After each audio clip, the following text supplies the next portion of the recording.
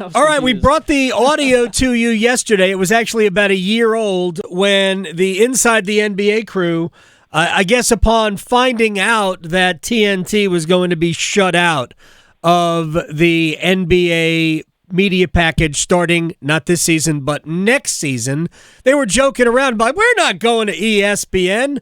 And Charles Barkley did all sorts of, I'm not going to be on ESPN3 and all of that.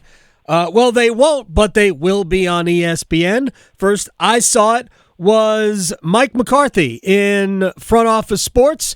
And I'm sorry, Michael McCarthy. He joins us on the Adam Gold Show.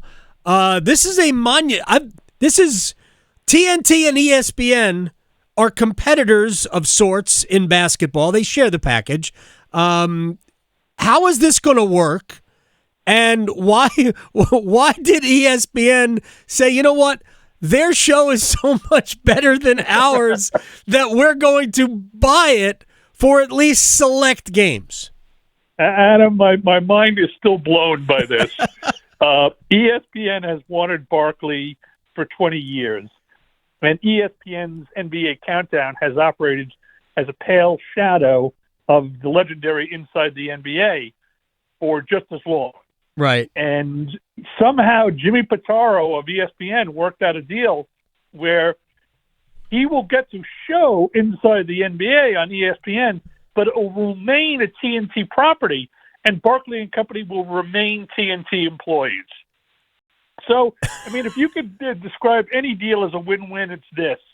Look, ESPN gets arguably the greatest sports studio show in history, and TNT gets to maintain its relationship with Barkley and Shaq, use them in other shows, and maintain its relationship with the NBA, which frankly was hanging on by a thread. Yeah, that's right. TNT, Warner Brothers Discovery, sued the NBA when they lost out in the package. And it's probably their own fault for the hubris of about, a year, 2 years ago, David Zaslav, I think is his name, the guy who runs it, says, well, we don't really need the NBA. Apparently you did. But here's my question, because I have many questions about this, but one question from a TNT perspective is, if you're not going to have the NBA, why do you have Shaq and Kenny and Charles and Ernie? What else do they do?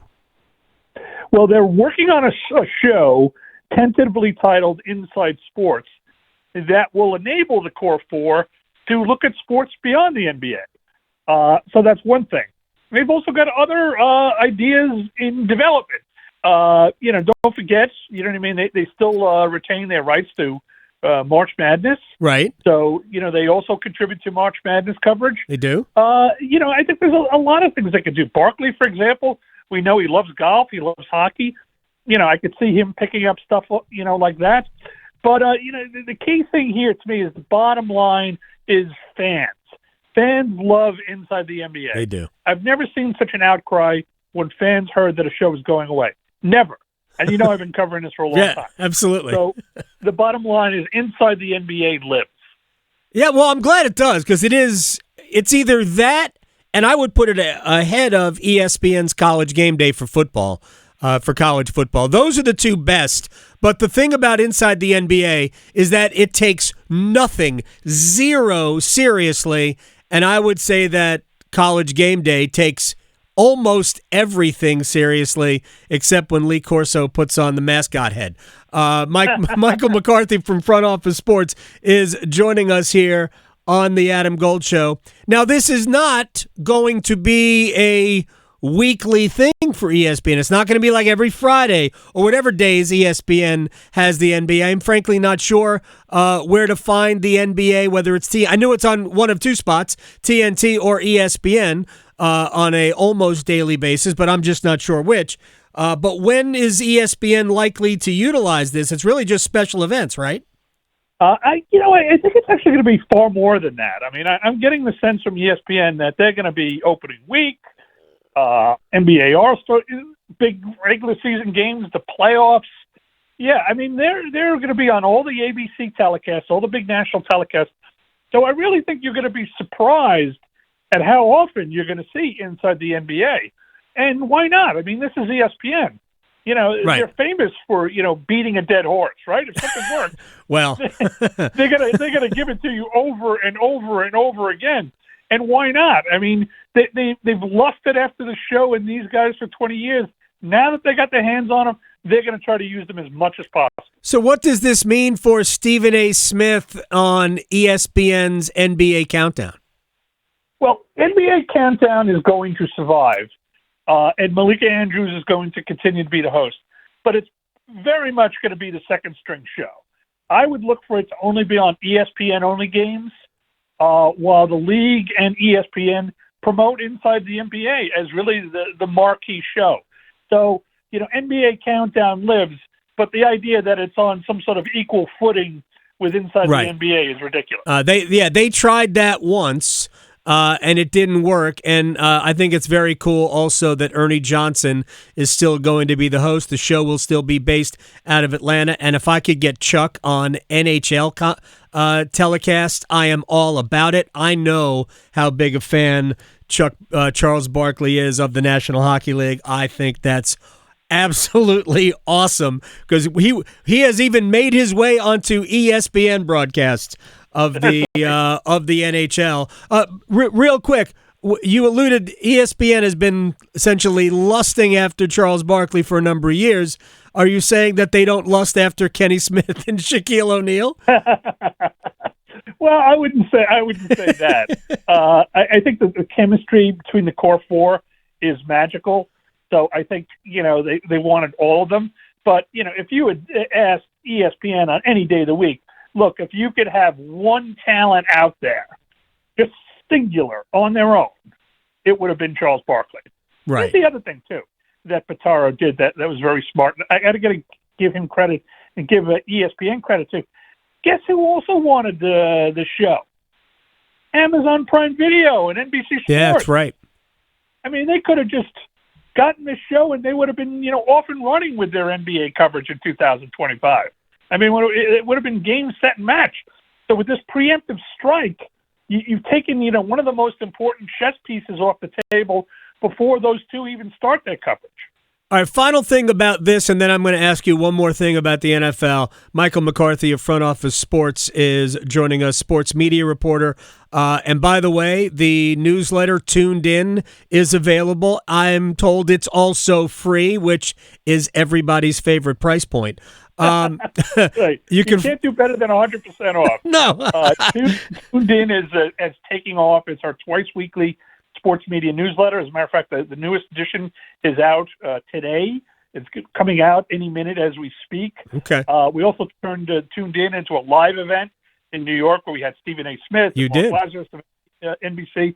So, if your listeners are into sports media, I urge them to go to frontofficesports.com.